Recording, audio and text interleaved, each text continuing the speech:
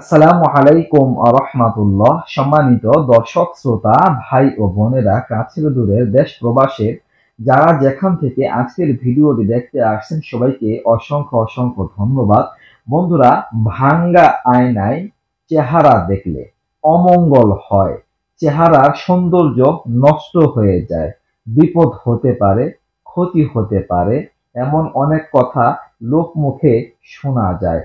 ময়মুরব্বীরা বলে থাকেন যে ভাঙ্গা আয়নায় চেহারা দেখবে না, এতে ক্ষতি হতে পারে। বন্ধুরা, এই জাতীয় কথা আপনার পরিবারের লোক কেউ যদি বলে বা ময়মুরব্বীরা বলে থাকে, কখনো বিশ্বাস করা যাবে না।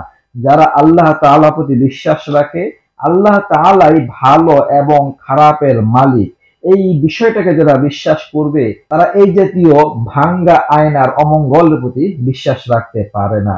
দর্শক, এই জাতীয় কথা হচ্ছে কুসংস্কার। ভাঙ্গা আয়নায় মুখ দেখলে ক্ষতি হবে, অমঙ্গল হবে, যারা বলবেন এগুলো কুসংস্কার, ইসলামে এর কোনো ভিত্তি নেই। যারা প্রকৃত মুসলিম, যারা প্রকৃত মুমিন, এগুলোকে বর্জন করবেন। আর যারা এই জাতীয় কথা বলবে তাদেরকে বুঝাবার চেষ্টা করবেন, এটাই হচ্ছে করণীয়। তো দর্শক, আশা করি বুঝতে পারছেন। নিত্য নতুন আরো ভিডিও সবাই পাশেই থাকবেন। এই পর্যন্তই। আসসালামু আলাইকুম ওয়া রাহমাতুল্লাহ।